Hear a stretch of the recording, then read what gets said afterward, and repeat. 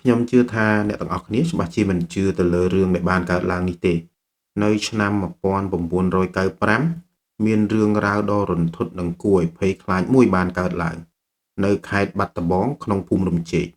គឺមានទួលដើមត្នោតពីរដែលនៅក្បែរភូមិតែងតែមានរឿងរ៉ាវដ៏ចម្លែកជាច្រើនដែលធ្វើឲ្យអ្នកភូមិទាំងអស់មិនមាននរណាម្នាក់នឹងហ៊ានទៅក្បែរទួលដើមត្នោតពីរនោះទេ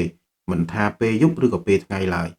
អ្នកភូមិជឿថានៅទីនោះច្បាស់ជាមានព្រលឹងព្រាយកលាភ្លើងនៅទីនោះហើយទើបមានរឿងរ៉ាវចម្លែកកើតឡើងរហូតមកមុននឹងចូលដល់សាច់រឿងលម្អិតសូមឲ្យពុកម៉ែបងប្អូនទាំងអស់គ្នាជួយចុច like subscribe channel YouTube របស់ខ្ញុំបានម្នាក់មួយផងឥឡូវយើងចូលដល់សាច់រឿងតែម្ដង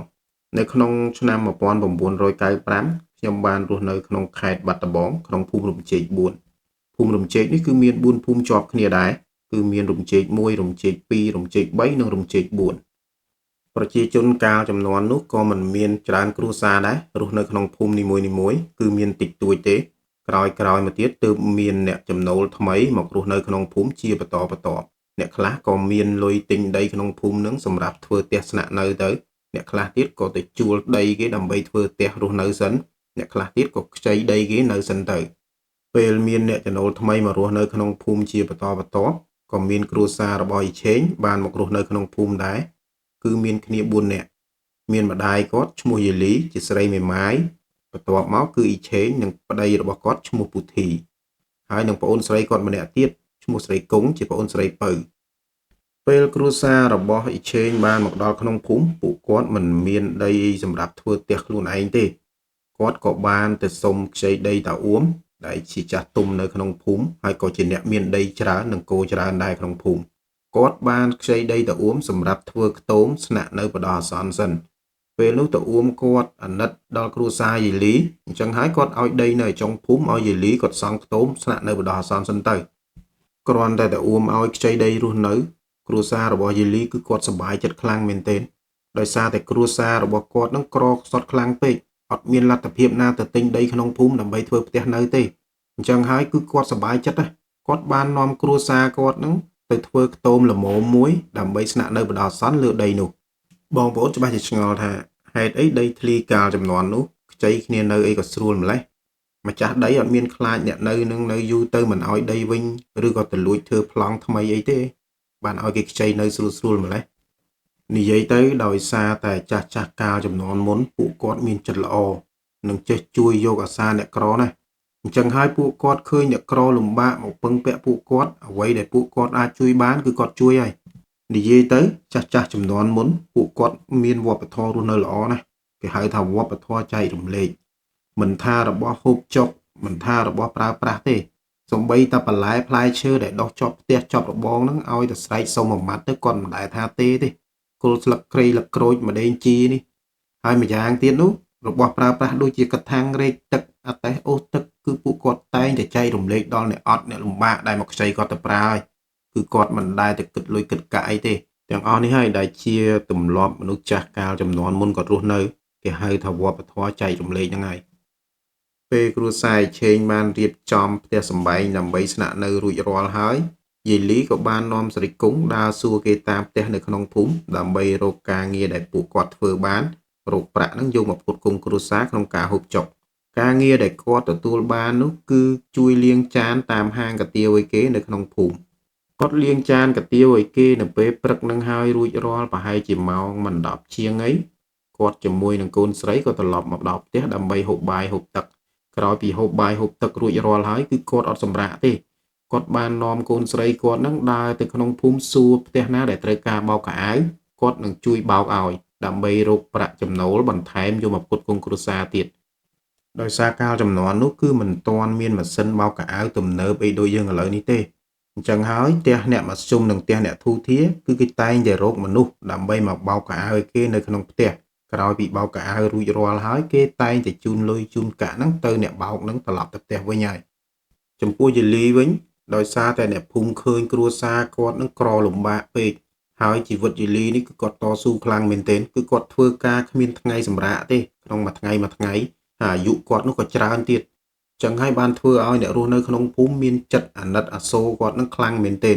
ក្រោយពីបោកកៅអៅឲ្យគេនៅតាមផ្ទះហើយម្ចាស់ផ្ទះក្រៅពីជូនលុយគាត់រួចក៏បានជូននៅរបស់របរហូបចុកបន្ថែមពីលើនឹងដែរផ្ទះខ្លះក៏ជូនជាអង្គទៅផ្ទះខ្លះក៏ទឹកត្រីទឹកស៊ីអ៊ីវត្រីខដើម្បីឲ្យគាត់នឹងយកមកហូបចុកក្នុងគ្រួសារនឹងបន្ថែមទៀតនិយាយរួមទៅជីវិតគាត់នៅពេលនោះបើសិនជាយើងឃើញផ្ទាល់ភ្នែកវិញគឺវាកំសត់មែនទែនគាត់អាយុច្រើនហើយក្នុងមួយថ្ងៃគាត់ធ្វើការអត់សម្រាកទេគាត់ដើរពីផ្ទះមួយទៅផ្ទះមួយពីភូមិមួយទៅភូមិមួយពេលខ្លះគាត់បោកកៅអៅគេដល់ម៉ោង7 8យប់ទើបគាត់ត្រឡប់ទៅផ្ទះក៏មានដែរចំណែកឯឆេងគឺគាត់មិនបានចេញទៅជួយធ្វើការរកលុយដើម្បីមកផ្គត់ផ្គង់គ្រួសារឲ្យបានទេដោយសារតែគាត់នឹងមានជំងឺប្រចាំខ្លួនផងហើយណាមួយទៀតនោះក៏មានទម្ងន់នៅក្នុងខ្លួននឹង3ខែដែរក្រៅពីនៅផ្ទះដាំបាយធ្វើម្ហូបទុកឲ្យម្ដាយនិងប្អូនស្រីប្តីឲ្យមកហូបហើយគឺគាត់មិនអាចទៅជួយធ្វើឲ្យបានទេពីព្រោះយើងមើលទៅគាត់ជាមនុស្សម្នាក់ដែលគ្មានកម្លាំងកំហែងនៅក្នុងខ្លួនទេពេលទម្ងន់នឹងក៏គាត់មិនបានមានអាហារល្អសម្រាប់ហូបចុកឧបត្ថម្ភដល់រាងកាយផងគាត់នឹងឲ្យមានកម្លាំងកំហែងឲ្យល្អប្រសើរឡើងដែរដោយសារតែគ្រួសាររបស់គាត់នឹងវាលំបាកក្រខ្សត់ពេក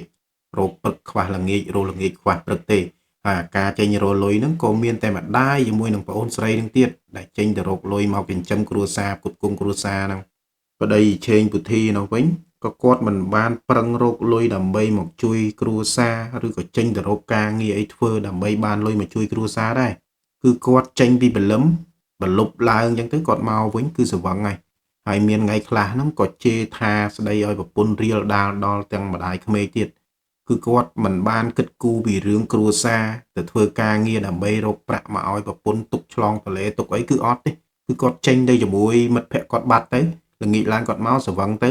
មានពេលខ្លះក៏គាត់ជេររៀលដាលទៅដល់យាយលីជាម្ដាយក្មេកនោះទៀតប្រលប់ស្អែកឡើងហ្នឹងក៏គាត់មកផ្ទះដូចរាល់ដងដែរ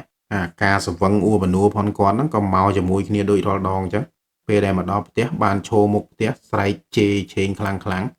ជេរប្រមាថកាត់ទៀនរហូតរៀលដាលទៅដល់យាយលីដែលជាម្ដាយក្មេកកំពុងតែសារៈក្នុងផ្ទះហ្នឹងគឺជេរប្រមាថយាយលីហ្នឹងខ្លាំងមែនទែនពេលហ្នឹងធ្វើឲ្យឆេងគាត់ទ្រាំអត់បានគាត់ខឹងខ្លាំងណាស់ដោយសារតែគាត់ស្ដាប់សម្ដីជេរទៅម្ដាយគាត់ហ្នឹងវាអាក្រក់ស្ដាប់ពេកវាធ្ងន់ពេកគាត់បានស្ទុះចេញពីក្នុងមុងមកនិយាយថាល្មមបានហើយវើយក្បាលហែងនេះមិនទាន់មានលទ្ធភាពទៅរកលុយបាន500 1000ខ្មែរឲ្យម្ដាយអញចាយទេមានតែម្ដាយអញជាមួយប្អូនអញទេរាល់ថ្ងៃនេះត្រុកតាមភូមិដើម្បីទៅរកលុយយកមកទិញអង្គទិញម្ហូបធ្វើឲ្យស៊ីស្រាប់ពេលដែលស៊ីស្រាប់ហើយចេញទៅបាត់ហើយស្វឹងមកវិញហើយជេរប្រមាថកាត់ទៀនគាត់ហើយមានគូក្បាលគិតទេហើយធ្វើនឹងវាត្រូវអត់គ្រាន់តែឆេងនិយាយចឹងហើយប្តីគាត់បានទះគាត់ពីកំភ្លៀងតែម្ដងចំណែកយាយលីវិញពេលដែលឃើញអញ្ចឹងគឺគាត់ស្ទុះចេញពីក្នុងមុងមកយ៉ាងលឿនដោយសារតែឃើញពុធីនឹងវាយកូនគាត់អីឆេងគឺគាត់ខឹងខ្លាំងមែនទែនពេលនោះគាត់បាននិយាយថាវាកំពុងតែងន់ហើយចិត្តតែលើកដៃវាយវារួចបើសិនជារលូតកូនរលូតអីទៅវាយ៉ាងម៉េចហើយរាល់ថ្ងៃនេះអាចគិតរកការងារធ្វើដើម្បីរកលុយរកកាក់ឲ្យជួយគ្រួសារខ្លះទេហើយគិតតែចេញពីព្រឹកល្ងាចឡើងស្វឹងមករករឿងតែអ្នកផ្ទះជេរបចោហែកហួរជេរដោយទាំងក្បាលអញជាម្ដាយក្មេកហើយទៀតបើសិនជារស់នៅក្នុងគ្រួសារនេះវាពិបាកខ្លាំងពេកហើយរើកៅអៅចេញទៅនៅកន្លែងផ្សេងកន្លែងណាដែលស្រួលជាងនឹងចុះទុកផ្ទះនេះអញនៅ3នាក់ម្ដាយកូនអញអញចាំវារស់ហើយអត់ឯងក៏អញចាំវារស់ដែរអត់ពិបាកទេឲ្យទៅចុះបាទអត់អីទេនៅចុះទុកខ្ញុំជាអ្នកចេញខ្ញុំយកតែអាវ៉ាន់ខ្ញុំហើយខ្ញុំចេញហើយក៏ខ្ញុំលេងមកជន់ទីនេះទៀតដែរសូមអញ្ជើញនៅឲ្យបានសុខចុះគាត់បានដើរចូលទៅក្នុងផ្ទះទាំងកំរោលប្រមូលកៅអៅគាត់ឡើងម៉ូតូជាមួយមិត្តភក្តិគាត់ជិះចេញបាត់ទៅតាំងពីថ្ងៃដែលគាត់ចេញទៅមកគឺគាត់លេងវិលត្រឡប់មកផ្ទះទៀតហើយគឺបាត់ដំណឹងសូនឆឹងហើយមិនដឹងថាគាត់ទៅណាទេចំណែកឯឆេនេះក៏គាត់មិនបានទៅតាមរោសួរនាំអីដែរគឺគាត់អស់អាល័យជាមួយប្តីហ្នឹងហើយដែលតែងតែមើងងាយជេរប្រមាថដល់ម្ដាយគាត់អញ្ចឹងគាត់ឆ្អែតឆ្អន់គាត់លេងខ្វល់ហើយបន្ទាប់ពីប្តីគាត់ចុះចោលជាច្រើនខែទៅគាត់បានរស់នៅជាមួយម្ដាយនិងប្អូនស្រីរហូតដល់គាត់គ្រប់ខែឆ្លងទន្លេហើយថ្ងៃដែលគាត់គ្រប់ខែឆ្លងទន្លេនោះគឺគាត់នៅផ្ទះតែម្នាក់ឯងដូចរាល់ដងអញ្ចឹងអត់មានអ្នកណានៅក្បែរគាត់ទេប្អូនស្រីគាត់និងម្ដាយនឹងបានចេញទៅធ្វើការលាងចានឲ្យគេតាមហាងកាទៀវដូចរាល់ដងអញ្ចឹងទាល់តែថ្ងៃឡើងម៉ោង10ជាង2:10ទើបត្រឡប់មកដល់ផ្ទះវិញព្រឹកថ្ងៃសៅរ៍ម៉ោង8ឆេងគាត់ចាប់ផ្ដើមឈឺពោះដោយសារតែគាត់នៅម្នាក់ឯងអញ្ចឹងគាត់អត់ដឹងហៅពីណាមកជួយគាត់ទេគឺគាត់ឈឺពោះពិបាកមែនទែននៅក្នុងផ្ទះហើយផ្ទះគាត់នៅវិញក៏រៀងដាច់ស្រយាលពីភូមិដែរគឺនៅលើទួលនៅចុងភូមិនោះពិបាកក្នុងការរកគេណា គាត់បានទ្រាំមែនទែនពេលនោះគាត់បានឡើងសង្ងំលើគ្រែមួយសន្ទុះហើយស្រាប់តែឮសំឡេងក្មេងៗមកពីខ្វៀលគោនោះវាដើរកាត់តាមផ្ទះគាត់ពេលនោះគាត់បានស្រែកហៅទៅក្មេងៗនោះដែរអាពីរនាក់ឲ្យចូលមកផ្ទះមីងផ្លេតមីងផ្ដាំបន្តិចពេលឲ្យដើរចូលទៅដល់ក្នុងភូមិឲ្យជួយប្រាប់ម៉ាក់ឯងឬក៏ចាស់ទុំក្នុងភូមិនឹងបានម្នាក់ពីរនាក់ឲ្យមកផ្ទះមីងតិចមកមីងឈឺពោះខ្លាំងណាស់មីងឈឺពោះសម្រាលហើយអត់មានអ្នកនៅផ្ទះទេប្រាប់ថាកូនយាយលីអ៊ីឆេងចឹងទៅគាត់ស្គាល់ហើយឲ្យគាត់មកផ្លេតមកអាពីរនាក់នោះមកដល់ផ្ទះភ្លាមវាប្រាប់ម៉ែវាម៉ែមិញមីងឆេងផ្ដាំខ្ញុំថាគាត់ឈឺពោះកើតកូនអត់មានអ្នកនៅផ្ទះជាមួយគាត់ទេឲ្យម៉ែឯងរកចាស់ទុំទៅជួយមើលគាត់ផងតរំតាម៉ែគាត់មកវិញគាត់ឈឺពោះខ្លាំងហើយគាត់ពិបាកក្នុងខ្លួនណាគ្រាន់តែមីងលួតលឺចឹងហើយគាត់បានលាងដៃលាងជើងឈប់ពីលាងចានស្រែកហៅប្តីគាត់វុតឯងជិះម៉ូតូទៅដឹកយាយឆ្មបមកពីភូមិរំជែកមួយទៅតែមកជែងផង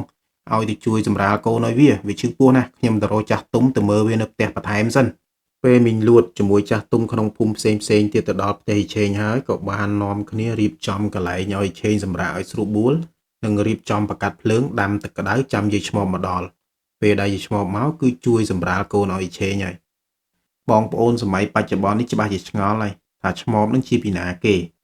តើឆ្មបនឹងអាចជួយបង្កើតកូនដល់អ្នកឈឺពោះឆ្លងទន្លេនឹងបានដែរអត់ហើយគេជួយដោយរបៀបណាមិនក៏មិនយកទៅពេទ្យបែរជាទៅរកឆ្មបពាក្យថាឆ្មបវាមានតាំងពីបរមបុរាណមកយូរហើយដែលគេតែងតែហៅមិនមែនត្រឹមតែខ្ញុំលើកយកមកនិយាយនេះទេឆ្មបគឺជាស្ត្រីម្នាក់ដែលមានវ័យចំណាស់មានជំនាញច្បាស់លាស់ក្នុងការជួយបង្កើតកូនដល់អ្នកដែលឈឺពោះឆ្លងទន្លេបើយើងនិយាយទៅគាត់ដូចជាគ្រូពេទ្យមួយសម័យបច្ចុប្បន្នយើងនេះអញ្ចឹងដោយសារតែវិស័យសុខាភិបាលកាលជំនាន់នោះមិនទាន់មានភាពរីកចម្រើនដូចសពថ្ងៃអញ្ចឹងហើយធ្វើឲ្យប្រជាជនកាលសម័យនោះពិបាកក្នុងការរស់នៅខ្លាំងមែនទែនមន្ទីរពេទ្យក៏គ្មានថ្នាំពេទ្យប្រើប្រាស់ក៏គ្មានជាពិសេសនឹងគ្រូពេទ្យដែលមានចំណេះជំនាញសម្រាប់ជួយពួកគាត់នឹងក៏មិនមានដែរនៅពេលនោះចឹងហើយបានធ្វើឲ្យពួកគាត់កាលចំនួននោះតែងតែយកវិធីសាស្ត្រពីបរមបុរាណយកមកប្រើមិនថាការឆ្លងទន្លេការឈឺថ្កាត់ប្រើថ្នាំវិញនិយាយរឿងថ្នាំវិញគឺពួកគាត់ប្រើថ្នាំខ្មែរបុរាណយើងគឺថ្នាំឫសឈើឬស្មៅ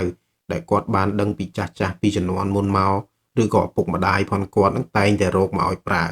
មិនមែនដូចយើងសពថ្ងៃនេះទេមន្ទីរពេទ្យល្អក៏មានច្រើនវិជ្ជបណ្ឌិតបកែក៏មានច្រើនជាពិសេសនឹងថ្នាំសម្រាប់ប្រើប្រាស់ហ្នឹងក៏មានថ្នាំល្អទំនើបនឹងច្រើនដែរបើនិយាយដល់ការឆ្លងទន្លេវិញសពថ្ងៃនេះគឺងាយស្រួលនិងមានសុវត្ថិភាពខ្លាំងជាងចាស់ចំនួនមុននឹងច្រើនមែនទែនមានទាំងថ្នាំចាក់មានទាំងវះកាត់ជាពិសេសឪពុកម្ដាយនឹងអាចកំណត់ថ្ងៃល្អសម្រាប់កូនខ្លួនឯងបានទៀតបើតាមម្ដាយខ្ញុំក៏និយាយប្រាប់កាលចំនួនគាត់ឆ្លងទន្លេខ្ញុំគាត់ឆ្លងទន្លេដោយសារឆ្មបដែរបងប្អូនគឺគាត់ថាពិបាកខ្លាំងមែនទែនកូនទាំងប្រមាណដែលគាត់ឆ្លងទន្លេមកគឺមិនស្រួលទេគ្រោះនឹងលៀបស្មើគ្នាឲ្យតែប្រហែសអាចបាត់បង់ជីវិតទាំងម្ដាយទាំងកូននឹងបានគ្រប់ពេលដោយសារតែមិនមានពេទ្យឬក៏ដុកទ័រណាដែលចេះជំនាញច្បាស់លាស់នៅក្បែរខ្លួនទេហើយបើនិយាយពីរឿងថ្នាំតកៅគឺអត់មានប្រើសុទ្ធអញ្ចឹងគាត់ប្រើទៅតាមក្បួនបុរាណដែលចាស់ចេះចាំមកទាំងអស់ការឆ្លងទន្លេផងគាត់ហ្នឹងអញ្ចឹងហើយធ្វើឲ្យពួកគាត់កាលចំនួននោះមានហានិភ័យនៃការបាត់បង់ជីវិតនឹងខ្ពស់មែនទែនឥឡូវនេះយើងចូលដល់សាច់រឿងយើងវិញពូវុតគាត់បានដប់យីធូដែលជាឆ្មបនឹងមកដល់ផ្ទះយីឆេងហើយពេលដែលយីធូចុះពីម៉ូតូដើរចូលទៅមីលួតមើលពីណាគេតនេឲ្យបកាត់ភ្លើងដាំទឹកក្តៅអញមួយឆ្នាំងទុកប្រើប្រាស់ផងហើយពីរអ្នកទៀតមកជួយចងភួយចងវាងដូននេះបាំងកន្លែងសម្រាលឲ្យវាផងពេលដែលអញចូលទៅក្នុងអញនឹងជួយវាឆាប់សម្រាលបានពេលគាត់កំពុងតែជួយសម្រាលកូនដល់យីឆេងអស់រយៈពេល3ទៅ4ម៉ោងហើយគឺយីឆេងមិនទាន់បានឆ្លងទន្លេរួចទេគាត់ក៏បានស្រែកប្រាប់មកវិញដែរមីលួតពិបាកណាស់វាគ្មានកម្លាំងកំហែងឲ្យគ្រប់គ្រាន់សោះហើយកូនដំបងទៀត3ម៉ោង4ម៉ោងហើយមិនទាន់ឆ្លងបានទៀតពិបាកណាស់វើយមើលមានពីណានៅក្បែរហ្នឹងឲ្យតែហៅម៉ែវាពីកន្លែងលាងចានមកមីឆេងវារៀងខ្សត់ខ្សោយកម្លាំងមែនទេ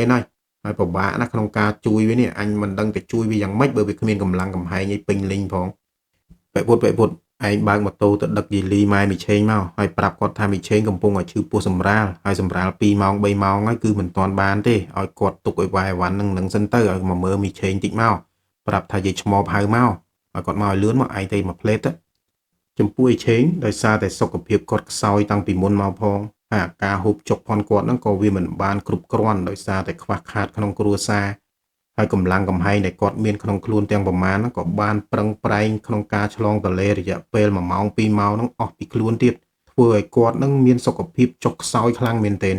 គាត់ក៏ដឹងខ្លួនគាត់ថាគាត់ទៅមុខលេងរួចដែរគាត់ពិបាកក្នុងខ្លួនមែនទែនហើយគឺគាត់ទុនដៃទុនជើងអស់ហើយយាយឯងជួយកូនខ្ញុំឲ្យបានណាយាយខ្ញុំយ៉ាងម៉េចយ៉ាងម៉ាក៏បានដែរអត់អីទេឲ្យតែជួយកូនខ្ញុំឲ្យវារស់រានមានជីវិតយាយឯងជួយអស់លទ្ធភាពមកយាយខ្ញុំសូមអង្វរខ្ញុំមិនបាច់គិតទេឲ្យតែយាយឯងជួយកូនខ្ញុំបានអីទេអញជួយទាំងម៉ែទាំងកូនហ្នឹងអញគ្មានឲ្យមីណាណាទៅណាទេឲ្យថ្ងៃទាំងពីរហ្នឹងរស់នៅជាមួយកូនហ្នឹងឥឡូវកុំនិយាយអីប្រឹងដេកដកដង្ហើមឲ្យវែងប្រមូលកម្លាំងហើយចាំប្រឹងតាមអញស្រែកមកវាមិនអីទេដោយសារតែឆេងគាត់មានសុខភាពមិនល្អតាំងពីមុនមកផង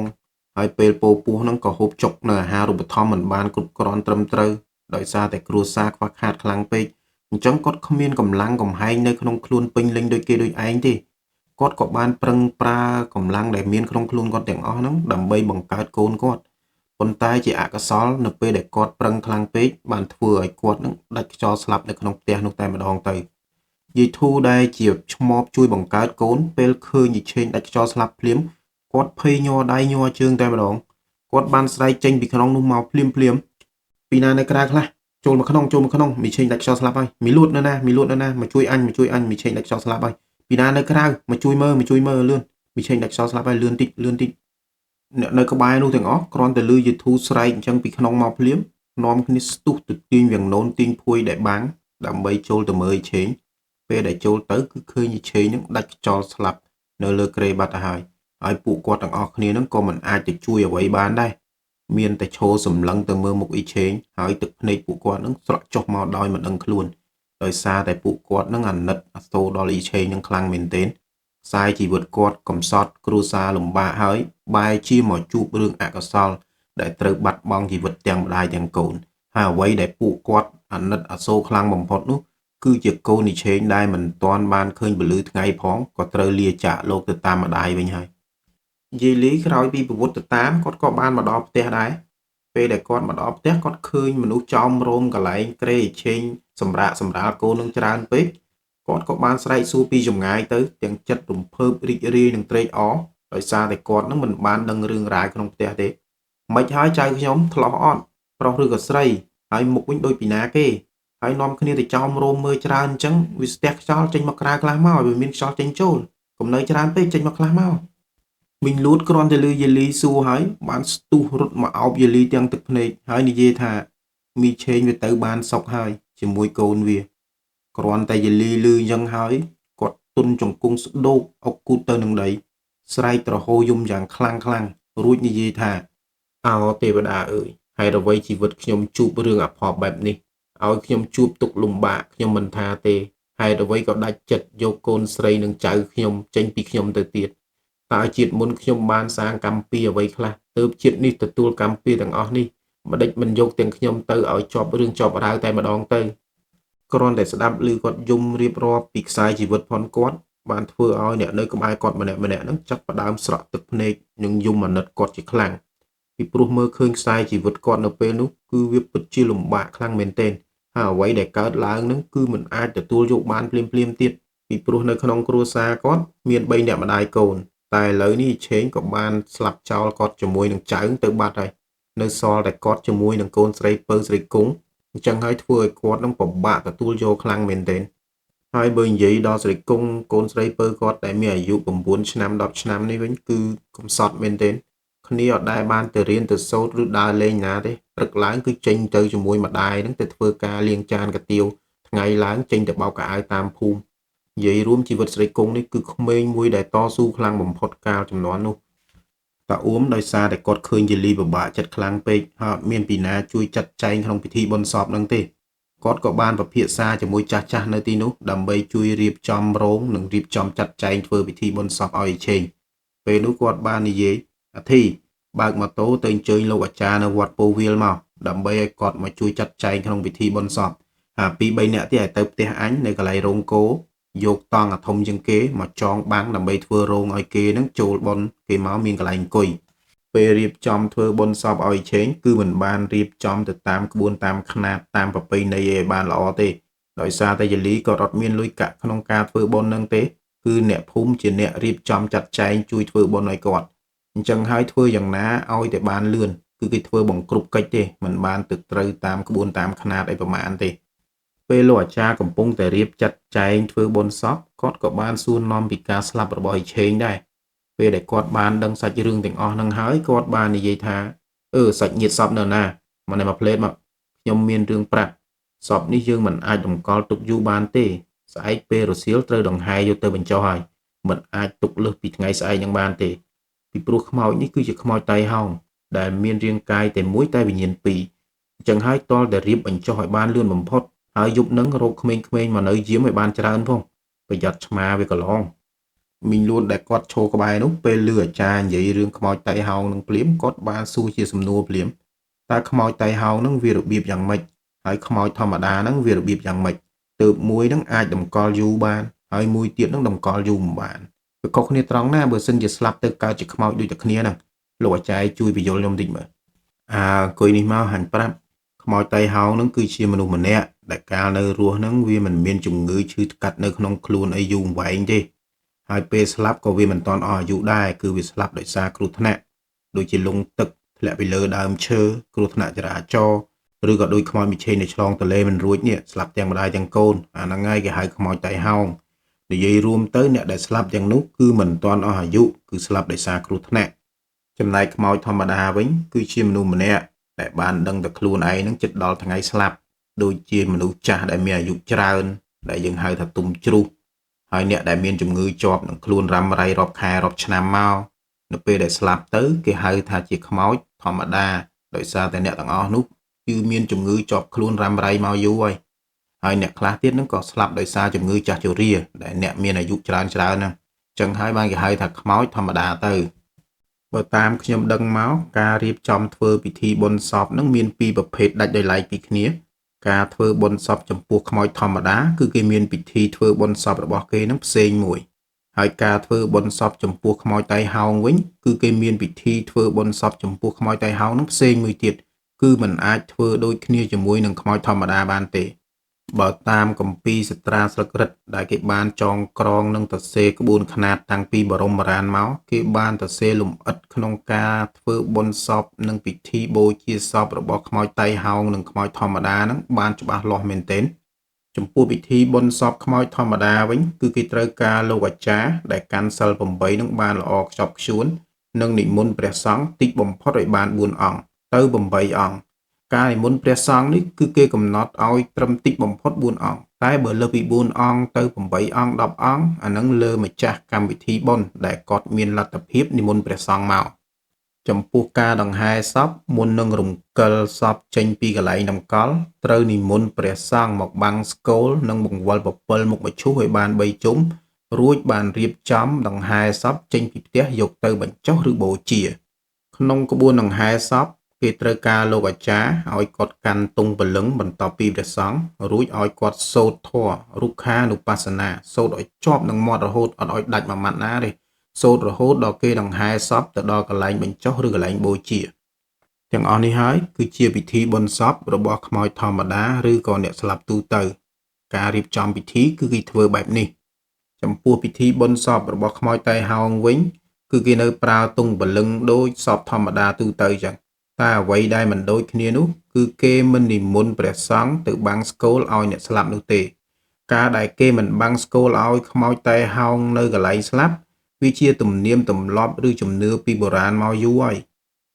ដោយសារតែគេដឹងពីភាពកាចសាហាវរបស់ព្រលឹងខ្មោចតៃហោងគេបារម្ភថាពេលដែលធ្វើពិធីបាំងស្គរឲ្យខ្មោចតៃហោងដូចខ្មោចធម្មតាវាកាន់តែធ្វើឲ្យព្រលឹងអ្នកស្លាប់ទៅនឹងកាន់តែកាចសាហាវជាងមុនទៀតដោយសារតែខ្មោចតៃហោងគឺជាខ្មោចមួយដែលស្លាប់ដោយអកាលនេះយើងប្រែថាស្លាប់ដោយមិនទាន់អស់អាយុអញ្ចឹងហើយបានធ្វើឲ្យព្រលឹងនឹងមិនស្ងប់នៅវិលវល់ជាប់ជំពាក់អាល័យមិនព្រមទៅណាដូច្នេះហើយព្រលឹងខ្មោចតៃហោងនឹងអាចនឹងរឹងរូសមិនព្រមមកទទួលយកនៅផល្លានុសង្ឃដែលសាច់ញាតិបានរៀបចំធ្វើទិកសលឲ្យទៅចាប់ជាតិទេអាចនឹងធ្វើឲ្យព្រលឹងនឹងកាន់តែរឹងរូសខឹងសម្បាខ្លាំងថែមទៀតប៉ុន្តែគេនៅមានពិធីមួយជំនួសពីការបាំងស្គរមកគឺគេរៀបចំធ្វើពិធីរងាប់កំហឹងឬហៅថាពិធីផ្សងហើយពិធីនេះគេរៀបចំដោយអាចារ្យនៅកន្លែងបញ្ចុះសពវិញ ពេលរៀបចំពិធីលោកអាចារ្យក៏ត្រូវកំណត់រណ្ដៅបញ្ចុះសពនឹងឲ្យបានល្អត្រឹមត្រូវដែរដោយកំណត់យកក្បាលឲ្យចំទិសខាងជើងបន្តមកទៀតលោកអាចារ្យត្រូវរៀបចំកន្ទោងបាយឲ្យបាន5ដើម្បីថ្វាយព្រះកាលនិងព្រះបាទទសមុខហើយលោកអាចារ្យក៏ត្រូវសូត្រពិស្ដារឲ្យបាន7ចប់ដែរនិងសូត្រធម៌រងាប់ដោយបែរមុខទៅទិសទាំង8ទើបគេកប់សពនឹងទៅតាមក្រោយបន្ទាប់ពីរៀបចំធ្វើពិធីតាមលំដាប់លំដោយតាមក្បួនតាមខ្នាតហើយគេនឹងរើសយកថ្ងៃល្អណាមួយសម្រាប់មកកោះភ្នោយកសាកសពទៅបូជានិងរៀបចំធ្វើពិធីបាំងស្កូលឧទ្ទិសកុសលឲ្យសពនឹងតាមក្រោយវិញបើសិនយើងរៀបចំពិធីទាំងអស់នឹងមិនបានត្រឹមត្រូវទៅតាមក្បួនតាមលំដាប់លំដោយទេគេជឿថាព្រលឹងខ្មោចតែហោងដែលស្លាប់ទៅហ្នឹងគឺមិនអាចទៅចាប់ជាតិបានទេហើយនឹងคล้ายទៅជាព្រលឹងមួយដែលកាចសាហាវចំពោះអ្នកដែលសែងមឈូសខ្មោចតៃហោងឬក៏ទៅប៉ះខ្មោចតៃហោងវិញគឺខុសពីខ្មោចធម្មតាយើងឆ្ងាយដោយសារតែខ្មោចតៃហោងគឺមានវិញ្ញាណអាក្រក់វិញ្ញាណកាយសាហាវនឹងរួចមកហើយអញ្ចឹងហើយគេត្រូវរៀបចំពិធីរំដោះគ្រោះដល់អ្នកដែលទៅប៉ះឬក៏អ្នកសែងមឈូសនឹងគឺគេត្រូវដាំបាយជាមួយនឹងទឹកខ្ញីជាមួយនឹងទឹកល្មៀតដើម្បីយកឲ្យអ្នកសែងមឈូសឬក៏អ្នកទៅប៉ះសាកសពនឹងហូបយកមកលាបខ្លួនដើម្បីកាត់គ្រោះរំដោះគ្រោះពួកគេនឹងកុំឲ្យមានព្រលឹងអាក្រក់ទៅតាមយាយីធ្វើបាបពួកគេទាំងអស់នេះហើយគឺជាពិធីបុណ្យសពរបស់ខ្មោចតៃហោងឬក៏អ្នកស្លាប់ដោយតៃហោងគឺវាខុសពីអ្នកស្លាប់ធម្មតាឬក៏ខ្មោចទូទៅហ្នឹងហើយខ្ញុំនិយាយនេះមិនមែនខ្ញុំនឹកឃើញនិយាយទេគឺវាមានគម្ពីរសត្រាស្លឹករឹតគម្ពីរចាស់ដែលពីបរមបុរាណមកពួកគាត់ចងក្រងទុកឲ្យក្មេងជំនាន់ក្រោយយើងនឹងមើលក្មេងជំនាន់ក្រោយរៀនសូត្រឲ្យដឹងព្រឹកស្អែកលោកអាចារ្យបានប្រមូលហៅប្រុសៗដែលនៅក្នុងភូមិមានកម្លាំងពេញប្រហែលជា7ទៅ8នាក់ដើម្បីទៅជាមួយគាត់ខាងកើតភូមិនឹងរកដីសម្រាប់ជីកទុកបញ្ចុះសពពេលដែលគាត់ទៅដល់ទីនោះគាត់បានរកមើលយ៉ាងយូរក៏ប្រទះឃើញមានទួលមួយដែលមើលទៅវាខ្ពស់ផុតពីទឹកហើយអាចធ្វើជាកន្លែងបញ្ចុះសពអ៊ីឆេងបានគាត់ក៏បាននាំគ្នាដើរទៅទីនោះប៉ុន្តែលើទួលនោះក៏មានដើមត្នោតដ៏ចម្លែកមួយបានដុះលើនឹងដែរគឺពីក្រោមទៅលើនឹងមានតែម្ដើមទេពេលដែលទៅដល់លើនោះវិញគឺវាមានបែកក្បាលចេញជាពីរគាត់ក៏ឆ្ងល់ដែរគាត់មិនដែលឃើញដើមត្នោតណាអញ្ចឹងទេតែគាត់ក៏មិនបានគិតអីច្រើនដែរគឺគាត់ចាត់ចែងឲ្យអ្នកទៅជាមួយហ្នឹងរៀបចំជីករណ្ដៅហើយនៅក្បែរដើមត្នោតនោះចម្ងាយប្រហែលជា30ម៉ែត្រគឺមានដើមអំពិលដ៏ធំមួយនៅក្បែរនោះទៀតពេលទៅដល់លើទួលលោកអាចារ្យបាននិយាយថាទួលនេះវាចម្លែកដែរដើមត្នោតមានតែមួយដើមក្បាលពីរហើយហែសពយកមកបញ្ចុះហ្នឹងស្លាប់ទាំងម្ដាយទាំងកូនទៀតវាក៏ត្រូវគ្នាល្អម្លេះពួកបងប្អូនឯងចាំជីករណ្ដៅទៅតាមខ្ញុំគូហើយជំរឿយកត្រឹមអាស័យដែលខ្ញុំគូឲ្យនេះមកពេលដែលជីកបានហើយចាំត្រឡប់ទៅរោងបុណ្យហូបបាយរសៀលនឹងចាំជួយហែសពយកមកបញ្ចុះកន្លែងហ្នឹងខ្ញុំទៅចាត់ចែងនៅរោងបុណ្យសិនពីព្រោះអីសពនឹងត្រូវហែពេលរសៀលនេះហើយតែខ្ញុំអត់ទៅចាត់ចែងទេវាខ្លាចអត់តាន់នៅពេលហែ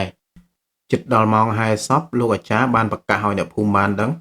នៅម៉ោង3រសៀលនេះយើងនឹងរៀបចំដង្ហែសពយកទៅខាងកើតភូមិដើម្បីបញ្ចុះនៅទួលដើមត្នោត2សូមឲ្យពុកម៉ែបងប្អូនដែលរស់នៅក្នុងភូមិមកចូលរួមក្នុងការដង្ហែសពយកទៅបញ្ចុះនេះឲ្យបានអធិកអធមផងពេលដែលហែសពយកទៅបញ្ចុះកន្លែងទួលដើមត្នោត2អ្នកក្នុងភូមិទាំងចាស់ទាំងក្មេងគឺមកដង្ហែសពនឹងច្រើនមែនទែនពេលដែលហែសពទឹកដល់ហើយពួកគាត់ក៏ត្រឡប់មកផ្ទះវិញអស់ទៅដោយសារតែពួកគាត់រវល់ការងារនៅផ្ទះរៀងៗខ្លួនគឺនៅសល់តែលោកអាចារ្យយាយលីនិងជាមួយបងដែលចាំជួយកាយដីលុបដៅទេលោកអាចារ្យក៏បានរៀបចំធ្វើពិធីបញ្ចុះសពឲ្យរួចរាល់ហើយក៏ពួកគាត់ត្រឡប់ចូលមកភូមិវិញហើយយាយលីនោះក្រោយពីចប់បុណ្យកូនហើយគឺគាត់នៅសង្កត់សង្កាត់នៅផ្ទះហ្នឹងគឺអង្គុយយំពីអ្នកកូនស្រីគាត់នឹងរហូតដោយសារតែចិត្តជាម្ដាយគាត់នៅនឹកស្រណោះកូននឹកស្រណោះចៅអញ្ចឹងហើយធ្វើឲ្យគាត់នឹងតែងតែអង្គុយយំអោបកូនស្រីពៅគាត់ឈ្មោះសៃគង់ហ្នឹងគឺអោបតែសៃគង់យំឯងបន្ទាប់ពីធ្វើបុណ្យអ៊ីឆេងបាន7ថ្ងៃហើយនៅក្នុងភូមិក៏ចាប់ផ្ដើមមានរឿងរ៉ាវដ៏ចម្លែកហ្នឹងកើតឡើងដែរនៅពេលយប់ពាក់កណ្ដាលអាធ្រាត្រគឺសត្វឆ្កែក្នុងភូមិទាំងអស់ចាប់ផ្ដើមព្រុសចាប់ផ្ដើមលូទាំងកណ្ដាលអាធ្រាត្រសឹងតែរាល់យប់បានធ្វើឲ្យអ្នកភូមិគឺព្រលឹមឡើងចាប់ផ្ដើមជជែកវែកញែកគ្នាដោយសារម្នាក់ហ្នឹងដេកវាមិនបានផងហើយឮតែឆ្កែព្រុសហើយអ្នកខ្លះក៏ជឿទៅលើរឿងអបិយជំនឿអ្នកខ្លះទៀតក៏បានធ្លាប់ឮចាស់និយាយថានៅពេលដែលមនុស្សស្លាប់7ថ្ងៃហើយទើបដឹងតែខ្លួនឯងស្លាប់អញ្ចឹងមានតែព្រលឹងអ៊ីឆេងនឹងដើរកាត់ភូមិទេពេលនោះបានធ្វើឲ្យមានការជជែកវែកញែកគ្នាក្នុងភូមិនឹងច្រើនមែនទែន ស្ដាប់ឮអ្នកភូមិកំពុងតែជជែកវែកញែកគ្នារឿងឆ្កែលូនៅពេលយប់តាមមានដែលគាត់កំពុងតែពិសានំបញ្ចុកនៅក្បែរនោះគាត់ក៏បាននិយាយស្រាយចម្ងល់និងបញ្យលទៅដល់អ្នកភូមិដែរគាត់ថាបើតាមគាត់ដឹងពីឪពុកគាត់ពីបរមបុរាណមកប្រាប់គាត់ថាមិនមែនសុកសុកសត្វឆ្កែទាំងអស់នោះវាចេះតែលូចេះតែព្រុសទាំងកដាលជប់នោះទេដោយសារតែពួកវានឹងមើលឃើញអ្វីមួយដែលកំពុងតែធ្វើដំណើរឆ្លងកាត់ពីមុខវាដូចជាព្រលឹងខ្មោចព្រលឹងព្រាយវិញ្ញាណអនាថាដែលកំពុងតែធ្វើដំណើរនៅលើដងផ្លូវអញ្ចឹងហើយទើបធ្វើឲ្យពួកវានឹងព្រុសឬក៏លូផ្ដល់ជាសញ្ញាដល់គ្នាវាចំពោះសត្វឆ្កែពីបុរាណមកគេជឿថាវាមានញាណដ៏ពិសេសមួយដែលអាចមើលឃើញខ្មោចនិងពពួកអមនុស្សនៅពេលយប់បានចំណែកឯមនុស្សយើងវិញនៅពេលដែលយើងមើលឃើញខ្មោចឬក៏ត្រូវខ្មោចលងហើយមានន័យថារាសីរបស់យើងនឹងស្រុតចុះខ្លាំងណាស់ដួងកែវដួងព្រលឹងដែលនៅក្នុងខ្លួនយើងនឹងគឺចាប់ផ្ដើមខ្សោយខ្លាំងមែនទែនហើយมันអាចការពាររាងកាយផងយើងបានទេអញ្ចឹងលុះត្រាតែយើងនឹងត្រូវបញ្ញាប់ទៅរកលោកទៅនិមន្តគ្រូមន្តអាគមដើម្បីឲ្យគាត់ធ្វើពិធីកាត់គ្រោះលើករាសីឲ្យបានលឿនបំផុតមុននឹងយើងជួបគ្រោះចង្រៃឬជួបគ្រោះថ្នាក់អ្វីមួយដល់ខ្លួន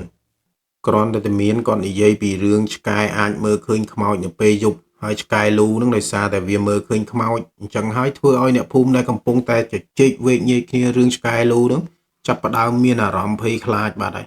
ដោយសារតែម្នាក់គិតថាឆ្កែលូរាល់យប់នេះគឺដោយសារតែឃើញព្រលឹងខ្មោចអ៊ីឆេងកំពុងតែដើរតាមផ្លូវឬក៏ដើរមកផ្ទះដោយសារតែអ៊ីឆេងគាត់បានស្លាប់7 8ថ្ងៃ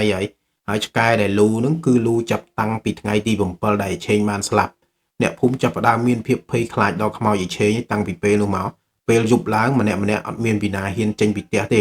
ដោយសារតែអ៊ីឆេងក៏ទឹមស្លាប់ថ្មីថ្មោងទៀតអញ្ចឹងហើយធ្វើឲ្យអ្នកក្នុងភូមិចាប់ផ្ដើមភ័យខ្លាចពីគាត់តែអ៊ីឆេងមិនទាន់បានលងពីណាគេទេនៅក្នុងភូមិប៉ុន្មានថ្ងៃក្រោយមកមេឃស្រាប់តែភ្លៀងកក់ខែខ្លាំងមែនទែនពេលយប់អ្នកភូមិទាំងអស់គ្នាដែលរស់នៅក្នុងភូមិទាំងភូមិរំជែក1រំជែក2រំជែក3ហ្នឹងគឺចេញទៅចាប់មកកែបចាប់ហ៊ីងខាងកើតភូមិនៅវាស្រែហ្នឹងច្រើនមែនទែនសុទ្ធតែភ្លើងពិលពេញតែស្រែពេញតែព្រៃដោយសារតែការចំនួននោះឲ្យតែមេឃធ្លាក់ភ្លៀងមកគឺសបោហ៊ីងសបោកែបហ្នឹងវាចេញ100ចំណី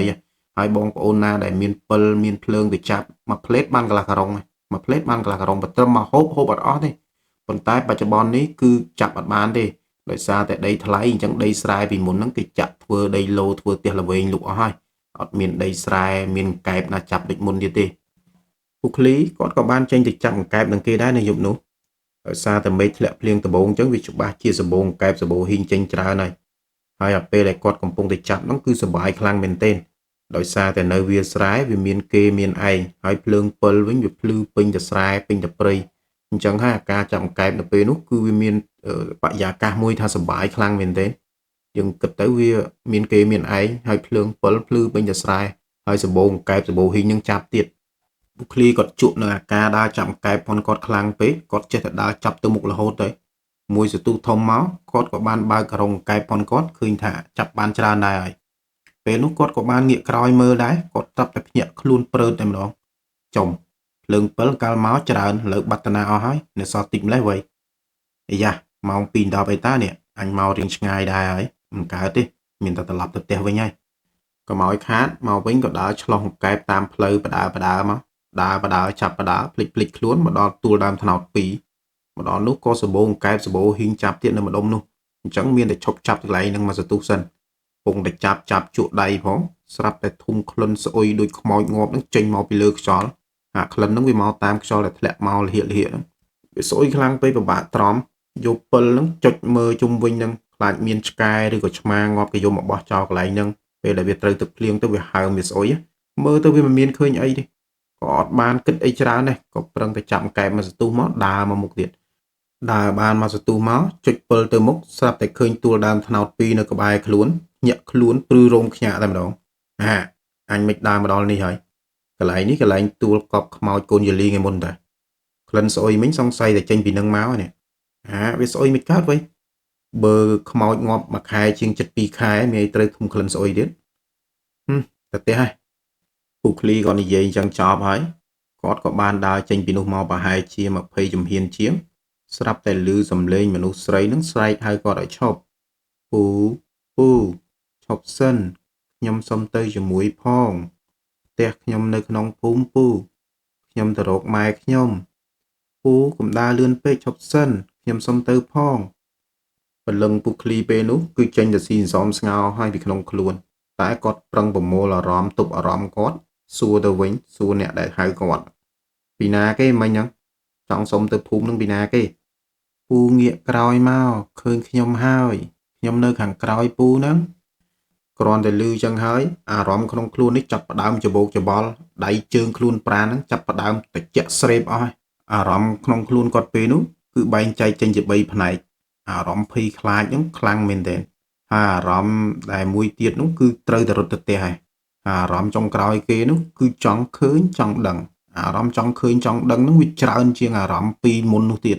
ចឹងហើយក៏សម្រេចចិត្តងាកក្រោយដាក់ភ្លើង7មកមើលហើយពេលដែលដាក់ភ្លើង7ងាកក្រោយមកហ្នឹងគឺបានដូចចិត្តនៅអ្វីដែលគាត់ចង់ដឹងចង់ឃើញចឹងគឺឃើញច្បាស់នឹងភ្នែកតែម្ដងឃើញអ៊ីឆេងគាត់ឈរនៅក្បែរដើមត្នោតសភាពគាត់ពេលនោះគឺមើលទៅគួរឲ្យភ័យខ្លាចខ្លាំងមែនទែន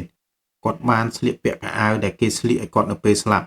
ហើយដៃជើងផងគាត់នឹងរលេះរលួយហើយសក់គ្រប់មុខចំណែកឯភ្នែកវិញធ្លាក់មកធំធំឈរនៅក្បែរនឹងសម្លឹងមកចំពុកឃ្លីពេលនោះគឺពលឹងចេញអស់ពីខ្លួនហើយគាត់បានស្រែកមួយទំហឹងហើយបែរក្បាលរត់យកតែម្ដងមិនបាច់សុំអញទៅទេអញទៅមុនហើយវយគាត់បានរត់អូសអាថងកែបគាត់នឹងស្បែកជើងដាច់ពេញវាស្រែពេលចូលមកដល់ក្នុងភូមិឆ្កែព្រុសលាន់ទៅហឹងពេញភូមិទៀតដោយសារតែគាត់រត់អូសអាថងកែបគាត់ចូលទៅដល់ក្នុងផ្ទះក៏អត់បានប្រាប់ប្រពន្ធកូនណាដែរគឺរត់ចូលទៅក្នុងភួយឃ្លុំភួយតិចដៃតិចជើងរហូតដល់ព្រឹកប្រពន្ធគាត់ដល់ព្រឹកឡើងម៉ោង 2:10 ជាងហើយគឺឆ្ងល់ខ្លាំងមែនទែនអត់ឃើញប្តីក្រោកហើយថងកែបនឹងសល់តែហ៊ីងប្រមាណហ៊ីងក្នុងនឹងទេដោយសារតែអត់បានចងមាត់អញ្ចឹងកែបរួចចេញទៅវិញអស់លេងពេលដែលប្រពន្ធគាត់ចូលទៅដាស់គាត់នោះបើកភួយមកនឹងឡើងស្លេកពឹមហើយដោយសារបលឹងបលះនឹងវាចេញពីខ្លួនចង់អស់ហើយពេលនោះប្រពន្ធបានសួរនាំគាត់ទៅហេតប៉ែនេះយប់មិញក្រែងទៅចាប់កែបអីហើយមកវិញកែបអីមិនដឹងនៅណាសល់តែហ៊ីង 2-3 ក្នុងក្រុងហើយមុខឡើងស្លេកពឹមអញ្ចឹងឯកើតស្អីឯខ្យល់ខ្ញុំកុសខ្យល់ឲ្យវាល្មិចអត់ស្រួលខ្លួនមែនខ្ញុំកុសខ្យល់ឲ្យចេះហើយល្មិចទៅចាប់កែបតាមយប់សោះមកវិញក៏វាស្លេកស្លាំងអស់ពីខ្លួនអញ្ចឹងមុខឡើងស្លេកពឹមអញ្ចឹងអញយប់មិញហ្នឹងខ្មោចពីឆេងលងឡើងចង់ងាប់ហើយអញមិនទៅប្រាប់ពីណាគេអញរត់មកចោលកែបដាច់ស្បែកជើងពេញទៅព្រៃហ្នឹងឯងខ្មោចអ៊ីឆេងកន្លែងទួលកប់ខ្មោចដើមត្នោត2ហ្នឹងលងអញមកទៅហឹងកែបអញចាប់បានឡើងការក្រុងតែអញមកហ្នឹងរោទៅព្រះអាយុនេះអញរោកែបអីទៀតយកម៉ូតូយកអីមកដប់អញទៅរោលោកស្រោចទឹកស្រោចអីចង់បោះចង់អីគួចព្រលឹងវិញអត់កើតទេអញព្រលឹងចេញស៊ីផលិតអស់ហើយយប់មិញហ្នឹងយកម៉ូតូមកហើយកុំបាច់ប្រាប់ណាគេទេយកម៉ូតូដប់អញទៅវត្តចាំមកវិញញ៉ាំស៊ីបាយខ្មោចអ៊ីឆេងលងពុកឃ្លីគឺអត់មានពីណាដឹងទេក្នុងភូមិដោយសារតែពុកឃ្លីគាត់ប្រាប់ប្រពន្ធគាត់អត់ឲ្យយករឿងហ្នឹងដើរទៅនិយាយប្រាប់ណាគេទេពីព្រោះវាអត់មានអ្នកជឿគាត់ទេហើយគាត់ក៏មានអារម្មណ៍មួយថារៀងខ្មាស់គេដែរអាយុច្រើនហើយខ្មោចលងអីចឹងគាត់ហាមកូនគាត់អត់ឲ្យទៅបេះអំពិលឬទៅលេងនៅក្បែរទួលដើមត្នោត2ហ្នឹងទេដោយសារតែគាត់នឹងបានឃើញបានជួបហើយគាត់ហាមតែកូនគាត់ទេរំលងបានប្រហែលថ្ងៃក្រោយមកទៀតហ្នឹងគឺមានរឿងរ៉ាវដ៏ចម្លែកមួយបានកើតឡើងដល់ក្មេងៗដែលនៅក្នុងភូមិពេលពួកវាបបួលគ្នាទៅបេះអំពិលដែលនៅក្បែរទួលដើមត្នោត2នៅក្បែរនោះគឺមានដើមអំពិលដ៏ធំមួយគឺផ្លែច្រើនមែនទែនអំពិលហ្នឹងឲ្យតែថ្ងៃឈប់សម្រាកឬថ្ងៃទំនេរក្មេងៗក្នុងភូមិវាតែងតែបុកអំបិលនាំគ្នាទៅបេះផ្លែអំបិលរួចហូបក្រោមដើមអំបិលហ្នឹងហើយថ្ងៃនោះក៏មានក្មេងៗនៅក្នុងភូមិមួយក្រុមវាបានបបួលគ្នាទៅបេះផ្លែអំបិលដូចរាល់ដងចឹងមានស្រីមានប្រុសគ្នាវាប្រហែលជា5 ទៅ 6 នាក់ពេលដែលទៅដល់ដើមអំបិលហ្នឹងក៏នាំគ្នាឡើងបេះដូចរាល់ដងពេលដែលពួកវាបេះបានហើយអា3 4នាក់ដែលនៅលើដើមអំបិលហ្នឹងក៏បបួលគ្នាចុះមកក្រោមអស់ទៅនៅក្រោមដើមអំបិលហ្នឹងនៅសល់តែអាស្នាមួយទេនៅលើដើមអំបិលហ្នឹងវាអត់ទាន់ចុះមកអា4នាក់នៅក្រោមនោះក៏បានស្រែកហៅអាស្នាពីលើឲ្យចុះទៅដែរអាស្នាហើយចុះមកអស់អំបិលស៊ីលើនេះអញបេះបានមកកភ្លុះឲ្យពួកវាស៊ីអំបិលអស់ឡើយចុះមកកុំតន់អញបេះមកចកោមធំនេះទៅសិនអញចុះទៅឡើយចាំអញផងពួកឲ្យកុំតន់ឡានទៅផ្ទះចាំអញសិនអញបេះមកចកោមនៅចុងមេឃនេះធំអើយមកចកោមនេះបានមកចកោមនេះគ្រប់ហើយពេលវាកំពុងតែរំកិលគូតតាមមេឃអំបិលទៅបេះអាផ្លែនៅឯចុងមេឃស្រាប់តែឮសំឡេងមនុស្សស្រីមកខ្សឹបដាក់តាជាវាចង់បានផ្លែអំបិលច្រើនអត់បើចង់បានទៅមុខតិចទៀតទៅមុខតិចទៀតកុំខ្លាចនៅមុខហ្នឹងគឺមានផ្លែច្រើនហើយកុំខ្លាចស្ដាប់ឮសំឡេងមនុស្សស្រីសឹបដាក់កាជាវាភ្លាមវាចាប់ផ្ដើមមានអារម្មណ៍ភ័យខ្លាចក៏រំកិលគូតខិតមកក្រោយដោយសារតែលើដើមអំបិលហ្នឹងគឺមានតែវាម្នាក់ទេ ហើយវាមើលជុំវិញហ្នឹងគឺអត់មានពីណាគេនៅក្បែរនោះទេមិត្តភ័ក្តិវាគឺនៅក្រោមទាំងអស់ចឹងហើយអារម្មណ៍ផងវាចាប់ផ្ដើមភ័យខ្លាចវាបានរំកិលគូតខិតមកក្រោយដើម្បីរកផ្លូវចុះមកក្រោមវិញពេលដែលកំពុងរំកិលគូតមកស្រាប់តែឮសំឡេងមកសួរវាទៀតហើយនៅនេះអត់នៅកន្លែងដើម7ហ្នឹងណានៅអត់វាមានអារម្មណ៍ថាកាន់តែមិនស្រួលហើយក្នុងចិត្តយើងធម្មតាមនុស្សយើងមុននឹងកើតឯដល់ខ្លួនឯងគឺមានអារម្មណ៍មួយថាតិចទៀតមានរឿងអីអារម្មណ៍ផងវាហ្នឹងគឺអញ្ចឹងហើយគឺចាប់ផ្ដើមមានអារម្មណ៍អត់ស្រួលវាបានស្រែកមកប្រាប់គ្នាវានៅខាងក្រោមដើម7ពួកឯងចាំអញផងអញចុះទៅវិញហើយកុំតណាទៅផ្ទះចោលអញវើយពេលនោះស្រាប់តែមានខ្យល់បក់យ៉ាងខ្លាំងមកវឹបធ្វើឲ្យវានឹងសឹងតែទប់ខ្លួនលើមេ7នឹងអត់ចប់ទេសឹងតែធ្លាក់មកខ្យល់ហ្នឹងពេលដែលស្ងប់ខ្យល់វាបានបែរខ្លួនរកផ្លូវចុះមកស្រាប់តែឃើញសមោលមនុស្សស្រីនឹងឈរចំពីមុខវានឹងតែម្ដងហើយបានរុញវាទម្លាក់ពីលើដើម7នឹងចុះមកពេលដែលវាធ្លាក់មកដល់ដីនឹងបានធ្វើឲ្យវាបាក់ដៃភ្លាមហើយនឹងចុកច្អល់នឹងខ្លាំងមែនទែនហើយគ្នាវាប្រមាណអ្នកដែលអង្គុយក្រោមដើម7នឹងនាំគ្នាស្ទុះមកលើកវានឹងឡើងលឿនដោយសារតែឃើញវាធ្លាក់ពីលើមករៀងខ្ពស់ដែរគ្នាវានឹងក៏បានសួរទៅអាសនាទាំងស្លន់ស្លោអាសនាមិនបាយធ្លាក់មកមិនអលជើងធ្លាក់មកអីតែកើតអីគេបានធ្លាក់មកមិញហ្នឹងអាសនានៅវិញវាឆ្លើយអត់ចេញទេដោយសារតែអាឈឺដៃផងអាកំពុងតែចុកច្អល់នឹងខ្លាំងទៀតអញ្ចឹងនិយាយអត់ចេញទេគ្នាវានឹងក៏បានជួយរីតជួយច្បាច់ដៃច្បាច់ជើងឲ្យវានឹងនិយាយបានវិញពេលដែលវាដកដង្ហើមរៀងស្រួលហើយឃើញដៃវានឹងកំពុងតែហើមខ្លាំងដោយសារតែយើងបាក់ឆ្អឹងគឺហើមឲ្យដៃទៅសៃវាទាញសាច់ពេលហ្នឹងបាននាំគ្នាគ្រាវានឹងបញ្ញាប់បញ្ញាល់យកមកក្នុងភូមិឲ្យម៉ែវាពេលដែលគ្រាអាសនាចេញមកផ្ទះផុតពីដើម7នឹងតិចគ្នាវាដែលទៅជាមួយនឹងមានស្រីម្នាក់ងាកមកមើលដើម7ស្រាប់តែឃើញមានមនុស្សស្រីសក់គ្រូបមុខកំពុងតែអង្គុយលើមេ7ដែលអាសនាធ្លាក់ចុះមកពេលនោះវាភ័យខ្លាំងមែនទែនវាបានស្រែកប្រាប់គ្នាវាដែលកំពុងសែងអាសនាហ្នឹងឲ្យជួយមើលហេពួកឯងហើយមើលមនុស្សស្រីម្នាក់អង្គុយលើដើម7អាសនាធ្លាក់មកមិញពួកឯងឃើញអត់នោះពួកឯងឃើញអត់មើលនោះអាកន្លែងមេឃនោះឯងឃើញអត់គ្មានឃើញស្អីផងចេះតែថានេះឡប់មែនមកជួយគ្រាវាទៅផ្ទះបញ្ញាប់ទេវាកំពុងហើមដៃជួយគ្រាវាទៅផ្ទះតែហៅអញមើលស្អីណាអត់ឃើញមកជួយគ្រាវាទៅផ្ទះក្មេងស្រីនោះវានៅតែមើលឃើញអញ្ចឹងវាអត់អស់ចិត្តទេវាបានអូសដៃអា2 3នាក់ហ្នឹងទៅចអុលបហាញទៀតនោះឲ្យមើលតាមដៃហើយនៅមេឃនេះឲ្យមើលឃើញអត់អា2 3នាក់ហ្នឹងនៅតែមើលមិនឃើញដល់ពេលមើលមិនឃើញអញ្ចឹងវាថាមីនេះឡប់មែនអានោះកំពុងហើមដៃប៉ុណ្ណានេះអត់ជួយគ្រាវាទៅផ្ទះអូសអញមកមើលស្អីណានាងឯងនៅមើលខ្មោចហ្នឹងអញទៅហើយដោយសារតែមើលឃើញតែឯងមានអារម្មណ៍ភ័យខ្លាចខ្លាំងមែនទែនហើយហៅគេទៅមើលចោលឲ្យគេមើលអត់មានពីណាមើលឃើញទៀតអញ្ចឹងមានតែដាក់មេប្រូចមកមុនហើយអត់មានចាំជួយយកអាសនាបាក់ដៃឲ្យមកផ្ទះទេគឺរត់សម្ដៅចូលភូមិតែម្នាក់ឯងមុនបាត់ទៅនៅសល់តែប្រុស3 4នាក់នោះកំពុងតែសែងផងគ្រាផងតរំយកអាសនាមកដល់ក្នុងភូមិមកដល់ផ្ទះឲ្យម៉ែឪវាវិញ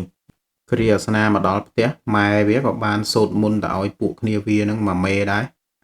អញប្រាប់ហើយអារឿងឡើងបេះ7អារឿងហាច់ហើទៅបេះ7ណាអញប្រាប់ទៀតថាកុំឡើងដើម7ធ្លាក់មកបាក់ដៃបាក់ជើងឥឡូវបានសម្រេចមួយហើយពួកឯងហ្នឹងមានអាណាចង់ទៅទៀតអត់មើលទៅស្អែកឡើងអាសនាវាបានយករឿងវាហ្នឹងទៅប្រាប់ម៉ែវាម៉ែដើម7ហ្នឹងម្សិលមិញខ្ញុំធ្លាក់មកហ្នឹងមានខ្មោចម៉ែដើម7ហ្នឹងគឺមានខ្មោចរុញខ្ញុំធ្លាក់ពីលើហ្នឹងមកមិនមែនខ្ញុំនៅសុកធ្លាក់ទេពេលដែលខ្ញុំបេះ7ហ្នឹងមានគេមកខ្សឹបខ្ញុំថាសួរខ្ញុំចង់នៅនឹងអត់ហើយទៅមុខតិចទៀតទៅសបូរ7ហើយមេឃខ្យល់ខ្លាំងខ្ញុំឈប់បេះខ្ញុំដើរមកក្រោយពេលដែលខ្ញុំងាកមកគឺមានសមោលមនុស្សស្រីឈរក្បែរខ្ញុំរុញខ្ញុំទម្លាក់ពីលើដើម7ហ្នឹងមកទៅខ្ញុំធ្លាក់មិនមែនខ្ញុំនៅសុកធ្លាក់ទេណាម៉ែវាគ្មានជឿវាទេថែមនឹងជេរវាទៀតខ្មោចម៉ែឯងស្អីឯងឡើងបេះតោងជន់មិនជាប់ហ្នឹងឯងបើវាធ្លាក់មកហ្នឹងមានខ្មោចម៉ែណាទៅនៅដើម7ហ្នឹងម៉ែវាជេរវាថែមទៀតតែចំពោះអាសនាវាច្បាស់ខ្លួនវាដោយសារតែឮសំឡេងខ្សឹបដាក់វាហើយវាងាកមកគឺមានពលឹងខ្មោចហ្នឹងឈរក្បែរវារុញវាទម្លាក់ពីលើដើម7ហ្នឹងមកគឺវាច្បាស់ខ្លួនវាមែនទេអញ្ចឹងហើយតាំងពីពេលនោះមកគឺវាឈប់ទៅបេះ7វាលេងទៅក្បែរដើម7ហ្នឹងទៀតហើយរឿងអាសនាឃើញខ្មោចត្រូវខ្មោចច្រានទម្លាក់ពីលើដើម7ហ្នឹងគឺអត់ទាន់មានពីណាជឿវាទេនៅក្នុងភូមិគ្រាន់តែគេស្ដាប់ហើយសើចចប់ពីរឿងអាសនាហ្នឹងទៅបានមានរឿងដ៏រន្ធត់មួយកើតឡើងធ្វើឲ្យរង្គោះរង្គើទាំង4ភូមិរំជែកនឹងតែម្ដងហើយបានធ្វើឲ្យអ្នកភូមិនៅពេលនោះចាប់ផ្ដើមមានចំណាប់អារម្មណ៍នឹងការជឿជាក់ទៅលើរឿងខ្មោចលងហ្នឹងបាន50-60% ហើយទាំងក្នុងភូមិទាំងក្រៅភូមិដោយសាររឿងមួយនេះគឺធ្វើឲ្យកក្រើកទាំង4ភូមិនឹងតែម្ដងមាន2អ្នកប្តីប្រពន្ធដែលមកពីភូមិរំជែក2គាត់បានមកដេកដាក់ចង្រិតនៅក្បែរទួលដើមត្នោត2 ហើយចង្រិតដែលយើងហូបកាលចំនួននោះគឺអត់មានចង្រិតចំអីដូចយើងឥឡូវនេះទេគឺចង្រិតធម្មជាតិសុទ្ធសាធហើយចង្រិតនេះដែរគឺវាមានខែមានរដូវប៉ុនគេនៅពេលដែលគេចេញទៅរកដល់រដូវដាក់ចង្រិតហ្នឹងគឺសុបាយយើងទៅស្រែគឺត្រូវដេកនឹងមួយយប់ដូចយើងទៅបោះតង់យើងនិយាយរួមយើងបោះតង់ដេកហ្នឹងព្រឹកឡើងទើបយើងត្រឡប់មកវិញដោយសារតែយើងដាក់ចរិតដាក់នៅពេលយប់ឯងហើយខែចរិតកាលចំនួននោះថ្លៃបំផុតហើយគឺមកកំប៉ុង400ខ្មែរ500ខ្មែរអស់ថ្លៃហើយថោកបំផុតណាស់ពេលដែលគេដាក់ត្រូវយើងដាក់ត្រូវសបោខ្លាំងមកកំប៉ុង100ខ្មែរពីកំប៉ុង300គឺសបោខ្លាំងមែនទែនបងប្អូនដែលកើតអត់តន់ការចំនួននោះគាត់ច្បាស់ជាឆ្ងល់ហើយថាគេទៅដាក់ចរិតហ្នឹងគេដាក់របៀបម៉េច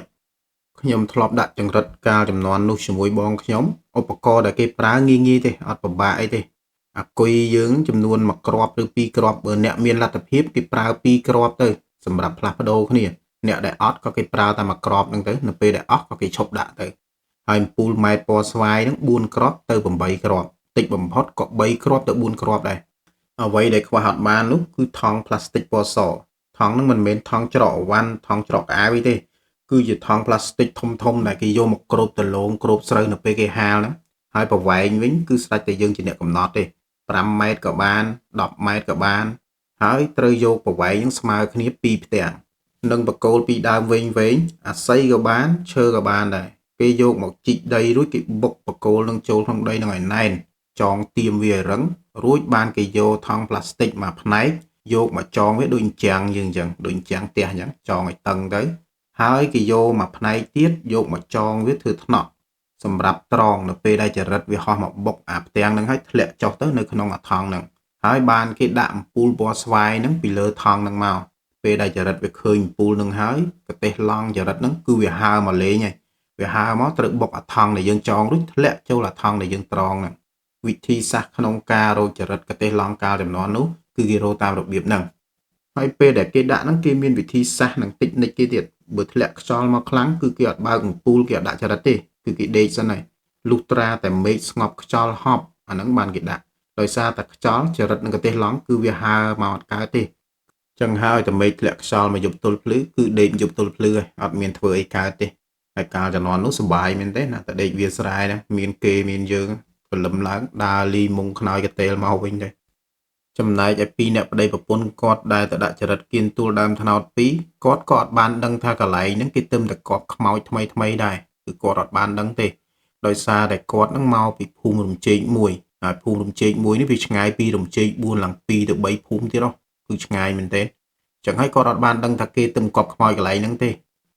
យប់ដែលប្តីប្រពន្ធគាត់ទៅដាក់ចរិតក្បែរនោះគឺគាត់ដាក់ចរិតត្រូវខ្លាំងមែនទេតាំងពីក្បាលល្ងាចបានឡើង5 6កថាំងពីត្រូបើគិតទៅប្រហែលជា300កំប៉ុងអីហើយពេលដែលដល់យប់បន្តិចម៉ោង2ជាងគឺចាប់ផ្ដើមធ្លាក់ខ្យល់មកគឺដាក់លេងត្រូវហើយពួកគាត់ក៏បានបិទអំពូលម៉ែត្រគាត់នាំគ្នាចូលសម្រាកក្នុងតង់គាត់ទៅពេលពួកគាត់ចូលដេកហ្នឹងក៏មិនតាន់ដេកលក់ភ្លាមដែរក៏និយាយគ្នាលេងតិចតួចក្នុងមុងហ្នឹងទៅប្តីប្រពន្ធគាត់គឺអត់មានទូរស័ព្ទអីណាអូស Facebook TikTok អីមើលដូចយើងឥឡូវទេមានតែនិយាយគ្នាទេការចំនួននោះនិយាយទៅក៏ដេកលក់ទៅតែពួកគាត់មិនតាន់បានដេកលក់ទេតែនៅសង្ងំដេកបិទភ្នែករៀងអាលីវស្រាប់តែឮសំឡេងក្មេងហ្នឹងយំចេញមកពីកន្លែងដើមថ្នោត2ពេលនោះប្តីគាត់ហ្នឹងកំពុងផ្ទៀងតិចស្ដាប់ខ្លាំងមែនទេពេលដែលស្ដាប់ទៅឮច្បាស់គាត់បានដាស់ប្រពន្ធគាត់យីប៉ែមានឮសំឡេងក្មេងយំចេញពីកន្លែងទួលនោះមកអត់វិញជួយស្ដាប់គ្នាមើលខ្ញុំឮសំឡេងកូនក្មេងយំចេញពីនោះសំឡេងកូនងានេះឯងឮឯងសាក់ស្ដាប់មើលហេដូចគ្មានឮឯងផងឯងឮតែខ្យល់ណាដូចគ្មានឮឯងវែងវាន់ទេដេកទៅមានក្មេងណាមកយំស្មើហ្នឹងអាណាគេយកកូនគេមកទុកស្មើហ្នឹងនៅកន្លែងហ្នឹងមានតែយើងអ្នកដាក់ចរិតហ្នឹងមានក្មេងមកវិញណាដេកទៅសង្ងំដេកទៅមានឮមកវិញណាគាត់ឆ្ងល់ដែរពេលហ្នឹងយីអញស្ដាប់ច្បាស់ណាបើសំឡេងក្មេងហ្នឹងយំចេញពីកន្លែងទួលហ្នឹងមកនេះឮល្វើយហេយកពិលទៅចុចមើលតិចមើលគាត់បានយកពិលបើកមុងហ្នឹងចេញទៅមើលពេលដែលគាត់ដើរជិតដល់ដើមថ្នោត2ហ្នឹងចុចរយជុំវិញហ្នឹងគឺអត់ឃើញមានអីទាំងអស់ហើយសំឡេងហ្នឹងក៏បាត់ឈឹងទៅវិញទៅគាត់ក៏មិនអស់ចិត្តដែរតែរោមើលទៅវាអត់ឃើញអីសោះមានតែដើរមកដេកវិញឯងដើរមកបើកមុងចូលទៅដេកវិញចូលមុងសង្ងំដេកមិនតាន់បានបិទភ្នែកផងស្រាប់តែឮសំឡេងក្មេងយំឡើងខ្លាំងចេញមកពីកន្លែងនោះទៀតគាត់មិនអស់ចិត្តក្រោកអង្គុយស្ដាប់ពេលដែលទៀងជាស្ដាប់ទៅអាសំឡេងក្មេងយំហ្នឹងកាន់តែឮខ្លាំងទៅហើយឮសំឡេងមនុស្សស្រីនឹងកំពុងតែបំពេកូននៅនឹងទៀត គួយស្ដាប់ទៅវារៀងច្បាស់ទៅអាសំឡេងកូនក្មេងយំអាសំឡេងគេបំពេកូនហ្នឹងដាច់ចិត្តដាស់ប្រពន្ធមួយសារទៀតមើលឯងក្រោកមើលប៉ឯងមានលឺសំឡេងគេបំពេកូននេះហើយមានលឺសំឡេងក្មេងតូចកូនងាកំពុងតែយំអត់ប្រពន្ធកំពុងដេកស្រួលផងប្តីងាកដាស់សួរណាមិនខឹងជេរប្តីអាទាំងយប់ទៀតយីអាកាចាស់នេះឲ្យដេកមិនដេកទេងាកដាស់សួរដេកពួននេះអត់ទេបញ្ញាប់ព្រឹកឡើងយកចរិតយកឲ្យទៅលក់ផ្សារអត់ឯក្រោកអង្គុយភ្លេចមើលស្ដាប់មើលនេះស្ដាប់មួយសារនេះមើលលឺអត់ពេលនោះប្រពន្ធក្រោកទាំងមមីមើលមកអង្គុយស្ដាប់ពេលដែលគាត់ព្យាយាមអង្គុយស្ដាប់ទាំងប្តីទាំងប្រពន្ធនោះស្រាប់តែលឺដូចប្តីគាត់ឆ្ងល់មែនទេគាត់ថាសំឡេងនេះសំឡេងក្មេងយំមែនតាពីណាគេមកដេកនៅក្បែរនឹងដែរទេឯងចុចពិលចេញទៅរមើលខ្ញុំទៅមិញហើយអត់មានឃើញស្អីនៅក្បែរហ្នឹងទេមានតែយើងនឹងឯងដេកដាក់ចរិតនៅហ្នឹងមកយកពិលមើលទៅរមើលម្ដងទៀតមើលខ្ញុំទៅដែរមើលសំឡេងហ្នឹងចេញមកពីណាអង្គុយស្ដាប់មើលពីចេញមកពីខាងណាវិញដើរទៅតាមសំឡេងហ្នឹងទៅដឹងហើយយកពិលមិនអញ្ចឹងដើរចេញទៅនោះសំឡេងវាចេញមកពីខាងទៀនដើម7សំឡេងហ្នឹងប្រហែលជានៅឈៀងដើម7ហ្នឹងឯងពីណាគេដេកទៅហ្នឹងដេកក្រោមដើម7បើដើម7ហ្នឹងធំលឹងពីណាគេដេកហ្នឹងងាយតទៅមើលសិនសំឡេងដែលខ្ញុំឮដំបូងគឺចេញពីកន្លែងដើមថ្នោត2នោះក្មេងយំដំបូងខ្ញុំសួរឯងស្ដាប់អត់ឮហ្នឹងឥឡូវទៅមើលកន្លែងហ្នឹងសិនមើលគាត់នាំប្រពន្ធគាត់ដើរទៅពេលដែលដើរទៅដល់ទួលពុបដាក់ភ្លើងពិលទៅឃើញអាចដីដែលគេទឹមកប់ខ្មោចហ្នឹងញាក់ខ្លួនព្រឺរោមខ្ញាគិតក្នុងចិត្តបាត់ហើយអញខ្មោចលងហើយមើលទៅកន្លែងនេះគេទឹមតកប់ខ្មោចអត់មានដឹងអីមិនតិចនាំប្រពន្ធមកដាក់ចរិតចំមកកន្លែងភ្នោខ្មោចគេទឹមកប់ប្រពន្ធគាត់ទៅនោះវិញគ្រាន់តែឃើញអញ្ចឹងស្ទុះមកអោបដៃប្តីឯងតោះទៅវិញបាច់ទៅរមើលអីទៀតទេទៅវិញទៅដេកអានព្រឹកបញ្ញាប់ទៅផ្ទះកើតទេមកទៅវិញពេលដែលគាត់ត្រឡប់មកវិញហ្នឹងប្តីគាត់អត់អស់ចិត្តទេទៅមើលកន្លែងដើម7មកផ្លេតសិនណាចាំចូលដេកឲ្យវាអស់ចិត្តនាំប្រពន្ធទៅដល់ដើម7ហ្នឹងហើយចុចពិលរមើលជុំវិញហ្នឹងគឺអត់មានឃើញអីទាំងអស់ហើយប្រពន្ធគាត់នៅវិញភ័យខ្លាំងពេកអោបដៃប្តីជាប់អារម្មណ៍គាត់អត់ស្ងប់តិចដៃតិចជើងឯងគិតទៅហៅប្តីមកវិញទេឯងបានហើយបាច់រមើលទៀតទេតោះទៅដេកបានហើយទៅដេកអានព្រឹកបញ្ញាប់ទៅផ្ទះបាច់រមើលទៀតទេវាគ្មានអីទេប្តីគាត់ហ្នឹងក៏បានបែរមុខនាំប្រពន្ធមកដេកវិញដើរបាន4-10ជាហ៊ានមកស្រាប់តែឮសំឡេងមនុស្សស្រីហៅគាត់ពីលើដើម7មកពូមីងឈប់សិនជួយកូនខ្ញុំផងកូនខ្ញុំឃ្លានហើយឮសំឡេងដែលហៅនិយាយរកគាត់ពីក្រោយខ្នងធ្វើឲ្យពីអ្នកប្តីប្រពន្ធគាត់ហ្នឹងភ័យខ្លាំងមែនទេហើយដៃជើងតិចស្រេបដូចតកឯងហើយប្រពន្ធគាត់នោះប្រឹងចាប់ដៃប្តីហ្នឹងឡើងណែនហើយអត់ហ៊ានងាកក្រោយទេចំណែកប្តីគាត់នោះវិញគឺប្រឹងប្រមូលអារម្មណ៍មួយឲ្យវារឹងប៉ឹងគិតថាវាមិនអីទេគាត់ក៏បានសម្រេចចិត្តបែរខ្នងដើម្បីដាក់ភ្លើងពិលទៅមើលអាកន្លែងដើមពិលហ្នឹងដែលឮសំឡេងហៅគាត់ពេលដែលគាត់ដាក់ពិលទៅមើលចំកន្លែងនោះអ្វីដែលគាត់មិនចង់ឃើញគឺគាត់ឃើញនៅពេលនោះហើយពេលនោះពីអ្នកប្តីប្រពន្ធគាត់នឹងបានឃើញមនុស្សស្រីម្នាក់កំពុងតែអង្គុយលើមេឃអំពិលយ៉ាងធំហើយទម្លាក់សក់មកក្រោមយ៉ាងវែងហើយក្នុងដៃគឺមាន3កូនងាម្នាក់ហើយចំណែកឯខ្លួនវិញគឺរលេះរលួយប្រឡាក់ទៅដោយឈាមដែលយើងមើលទៅគួរឲ្យខ្លាចខ្លាំងមែនទែនហើយភ្នែកឯនោះវិញគឺលៀនធំមកសម្លឹងមករកពួកគាត់ពេលនោះប្រពន្ធគាត់គឺស្រែកមួយទំហឹងហើយរត់ចេញពីប្តីនឹងមកតែម្ដងប្តីគាត់គ្រាន់តែឃើញប្រពន្ធរត់មកប្រុចបាត់អត់មានចាំយូរទេគឺរត់តាមក្រោយប្រពន្ធនឹងមកហើយដាច់ស្បែកជើងដាច់ពិលដាច់ភ្លើងអីអស់អាងឹតស្លុបប្រឹងរត់ធ្វើម៉េចឲ្យដល់ក្នុងភូមិហើយអាមុងខ្នើយចរិតអីហ្នឹងគឺអត់មានយកមកទេទុកឲ្យចោលហ្នឹងហើយរត់យកតែព្រះអាយុទេប្តីប្រពន្ធគាត់មកដល់ក្នុងភូមិភ្លាមធ្វើឲ្យឆ្កែនៅក្នុងភូមិហ្នឹងព្រុសផ្អើលពេញភូមិអស់ហើយតរំតពួកគាត់ទៅដល់ផ្ទះនៅភូមិរំជែកមួយផនគាត់ហ្នឹងគឺអា3-4ភូមិជាប់គ្នានេះឆ្កែដាក់ឲ្យឡើងកើភូមិទាំងយប់ហ្នឹងហើយព្រឹកស្អែកឡើងតាអ៊ូមគាត់បានដេញគោគាត់ចេញពីភូមិទៅខ្វៀលនៅកង្កើតភូមិដូចរាល់ដងចឹងពេលដែលគាត់ដេញទៅស៊ីនៅក្បែរទួលដើមថ្នោត2គាត់ប្រទះឃើញសត្វតែចង្រិតនៅពេញធុងពីត្រូគាត់ឆ្ងល់មែនទេយីពីណាគេមកដាក់ចង្រិតយកចង្រិតទៅស្មើហ្នឹងមិនស្អុយខូចអស់ហើយមុងខ្នើយអត់មានប្រមូលសោះគាត់ក៏អត់បានប៉ះពាល់អីផងគេដែរគឺគាត់បានដើរទៅសម្រាកនៅក្រោមម្លប់ដើម7នៅក្បែរនោះដើម្បីមើលគោគាត់បន្តទៀតដល់ម៉ោង11ហ្នឹងគឺឃើញមានគេ2នាក់មកប្រមូលមុងភួយនិងយកចង្រិតនឹងទៅវិញពេលនោះគាត់បានដើរមកសួរស្មើនឹងអីទៅមកយកចង្រិតទៅលក់ពីព្រឹកមិនយកទៅលក់ដាក់បានឡើង5-6កថាំងហើយស្មើនឹងយកទៅលក់ឲ្យពីណាគេខូចអស់ហើយស្អុយអស់ហើយពីព្រឹករវល់ធ្វើអីអត់យកទៅលក់ហើយមុងភួយទៅស្មើនឹងមួយសាអអ៊ំមិនខ្ញុំអ្នកដាក់ណាបងខ្ញុំជាមួយនឹងបងថ្លៃខ្ញុំមកយប់មិញពីអ្នកប្តីប្រពន្ធគាត់តាមកដាក់ចរិតហ្នឹង ហើយលឺតែខ្មោចលង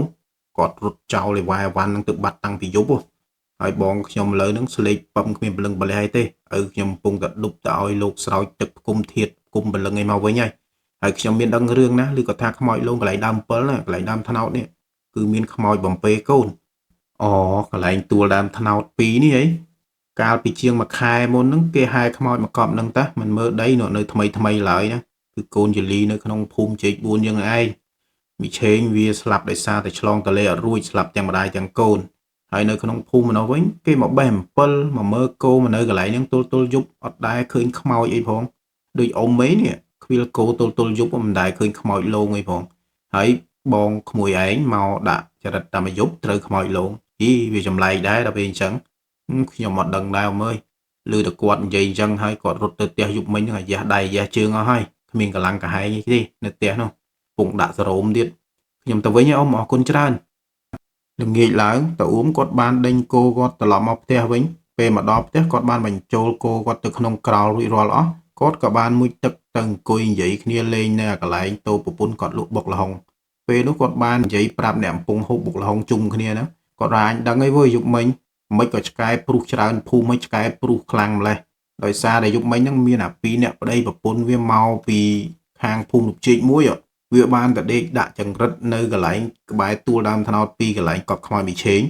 ហើយវាថាខ្មោចមីឆេងហ្នឹងលោបំពេកូនវានាំគ្នារត់ដៃទាំងយប់ហ្នឹងរត់ចោលចង្រិតរត់ចោលមុងចោលភួយវាទៅផ្ទះវិញទាំងយប់ទៅ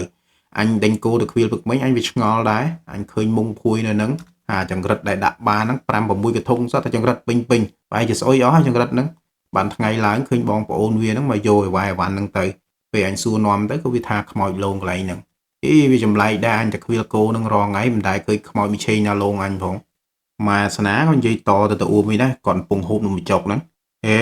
ជាងកន្លះខែមុនកូនខ្ញុំអាស្នាវាធ្លាក់ទៅលើដើមអំពិលបាក់ដៃវាប្រាប់ខ្ញុំដែរវាថាពេលវាងាកមកដូចឃើញមានមនុស្សស្រីឈរនៅក្បែរវាហ្នឹងរួចរុញវាទម្លាក់ពីលើដើមអំពិលហ្នឹងចុះមកហ្មងខ្ញុំមានជឿវាណាខ្ញុំជេរកូនចង់ងាប់ហ្នឹងគាត់កើតទេតហាមពួកនេះកុំឲ្យទៅលេងហ្នឹងទៀតអាដើមអំពិលកន្លែងទួលដើមថ្នោត2ហ្នឹងកុំឲ្យវាទៅឲ្យសោះកើតទេរឿងចម្លែកវាកើតចេញមកពីនឹងរហូតឥឡូវហ្នឹងអើយវាគ្មានតែខ្មោចគ្មានតែខ្មេះណាទេអញចំណាស់ហ្នឹងឯងមិនដែរខ្មោចលងហ្នឹងឯងទៅជឿរឿងខ្មោចស្អីវាធ្លាក់វាតោងមីង7ជាប់វាដើរល្អិលជើងមកវាធ្លាក់មកហ្នឹងបើអញខ្វៀលគោនៅនឹងចង់ងាប់ទៅវិញហើយមិនដែរឃើញខ្មោចណាមកលងអញផងកុំចេះនឹកឃើញនឹកសម័យវិញពុកឃ្លីដែលត្រូវខ្មោចលងមុនគេពុកឲ្យឈោជក់បរិយហ្នឹងនិយាយដែរតែហ្មងតាវាជ្រុលចឹងហើយខ្ញុំហ្នឹងហើយអ្នកខ្មោចលងមុនគេកន្លែងហ្នឹងមានពីណាដឹងខ្ញុំអ្នកឃើញខ្មោចជីឆេងមុនគេនេះពេលដែលខ្ញុំទៅចាប់កែបដបងអាភ្លៀងកក់ខែដបងនេះខ្មោចជីឆេងលងខ្ញុំកន្លែងហ្នឹងហើយរត់ដាច់ស្បែកជើងដាច់ភ្លើង7កែបក្នុងក្រុងគ្មានសល់មួយសល់តែហ៊ីង2 3មកដល់ផ្ទះហើយស្អែកឡើងភ្ញាក់មកមិនដល់2 10ប្រពន្ធដប់យកទៅស្រោចទឹកសួរពុនខ្ញុំអ្នកឃើញមុនគេហើយតែខ្ញុំអត់និយាយដោយសារតែគ្មានអ្នកជឿខ្ញុំអញ្ចឹងខ្ញុំអត់និយាយទេហើយខ្ញុំក៏លេងទៅក្បែរហ្នឹងដែរខ្មោចជីឆេងហ្នឹងឯងលងខ្ញុំមុនគេវាមិនដែរទេអាឃ្លីអើយឯងចេះតែនិយាយឯងសវឹងទេអ៊ំមនុស្សប្រហែលខ្ញុំឯងខ្មោចមនុស្សខ្ញុំមិនដឹងទៅចាំមើលថ្ងៃណាជួបខ្លួនឯងទៅបានអត់ឯងដឹងតែខ្វៀលគោហ្នឹងថ្ងៃណាជួបហើយអញចង់ជួបតែខ្មោចហ្នឹងតាបើបានជួបមីឆេងហ្មងវាស្រួលអញសុំលេខឆ្នោតវាចាំមើលអញតែខ្វៀលគោហ្នឹងរាល់ថ្ងៃមិនធ្វើវាជួបខ្មោចអត់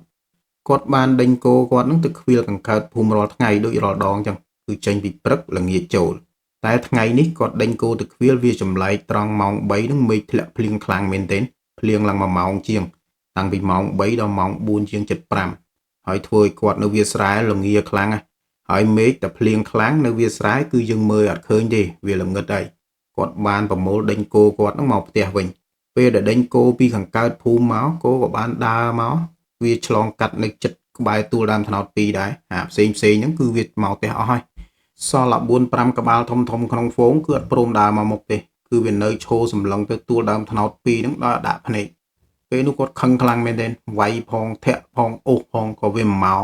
គាត់ខឹងមែនទែនគាត់ល្ងាផងអីផងអញវាយចង់ងាប់ហ្នឹងមិនក៏វាមិនព្រមទៅមុខវានៅឈោសម្លឹងរម៉ែវិញកន្លែងទួលហ្នឹងមិនដើរទៅមើលវាមានស្អីកន្លែងទួលហ្នឹងបានវាមិនព្រមទៅមុខសោះអាល្ងាផងអីផងវាយគោមិនទៅមុខទាញគោមិនទៅមុខខឹងខ្លាំងមែនទែនដើរសំដៅទៅមើលកន្លែងហ្នឹងវាមានស្អីបានគោអញវាមិនទៅមុខសោះវាប្រឹងឈោមើលមិនដាក់ភ្នែកដើរមកដល់ពាក់កណ្ដាលផ្លូវហ្នឹងមក ឃើញមានដូចកូនក្មេងទូចមួយកំពុងតែអង្គុយឆ្កឹះដីលេងគៀនដើមត្នោតហើយមើលទៅវាអត់ច្បាស់ទេដោយសារតែមេឃវាធ្លាក់ភ្លៀងខ្លាំងពេកប្រឹងដើរទៅមុខទៀតមើលឲ្យគិតក្នុងចិត្តចុយកូនពីណាគេនោះ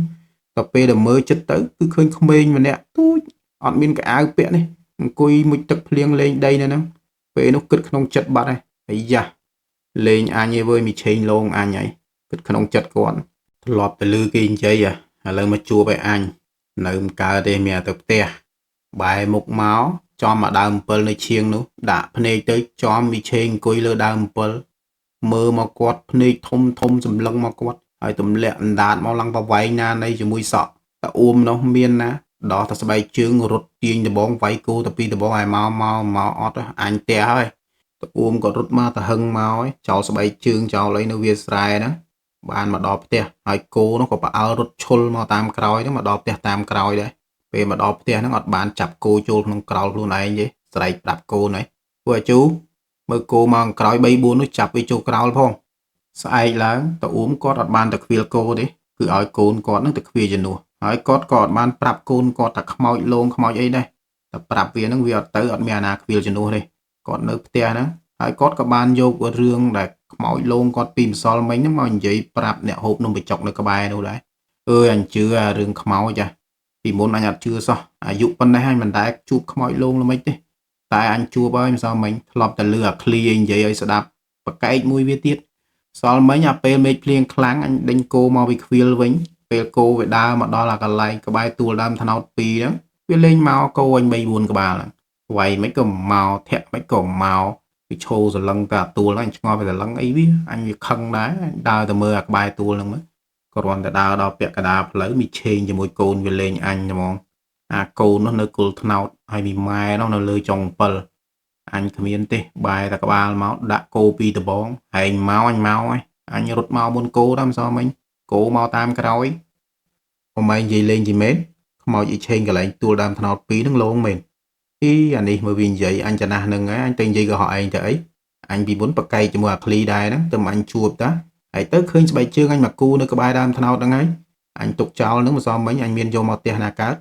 មេឃភ្លៀងផងហើយតែពាក់ស្បែកជើងរត់មិនអញរត់មកតែខ្លួនហ្នឹងឯងឥឡូវមានតែចេះទេចាំមើលយេលីគាត់មកពេលលៀងចានឲ្យគេថ្ងៃត្រង់ហ្នឹងអញទៅផ្ទះគាត់ហើយអញយករឿងនឹងទៅប្រាប់គាត់ដើម្បីឲ្យគាត់ទៅអញ្ជើញលោកអាចារ្យនិមន្តព្រះសង្ឃមួយអង្គពីរអង្គមកដើម្បីទៅសូត្រមន្តបាំងស្គលឲ្យវាមានតែធ្វើបុណ្យឲ្យវាទេដើម្បីឲ្យពលឹងម្ដាយកូនវានឹងឆាប់ទៅចាប់ជាតិកុំឲ្យវានៅវិលវល់នឹងទៀតហើយចាំអញរកគេទៅកាប់ដើមអំពិលនឹងចោលហើយយើងអ្នកភូមិនឹងចាំមើលពីណាចូលលុយចូលកាក់ទីទួយឲ្យគាត់ទៅព្រោះគាត់អត់ចឹងឲ្យគាត់ធ្វើបុណ្យឧទ្ទិសកុសលឲ្យវាឆាប់បានទៅចាប់ជាតិហើយកូនឯងចៅអញឯងក្នុងភូមិនឹងមើលប្រាប់អត់មានឲ្យពីណាគេទៅលេងក្បែរដើមត្នោត2នឹងទៀតទេគ្មានភារកិច្ចកុំឲ្យវាទៅទុកឲ្យវានៅឲ្យសុខគ្នាវាដែរដើម7ហ្នឹងអញដឹងតែកាត់ចោលហើយតាំងពីពេលនោះមកអ្នករស់នៅក្នុងភូមិទាំងអស់មិនថាចាស់ឬក៏ក្មេងយប់ឬក៏ថ្ងៃគឺអត់មាននរណាម្នាក់ហ៊ានទៅក្បែរទួលដើមត្នោត2នោះទេហើយពេលយប់ខ្លះនោះអ្នកក្នុងភូមិតែងតែស្ដាប់ឮសំឡេងមនុស្សស្រីបំពេកូនចេញពីទួលនោះមកក៏មានដែរ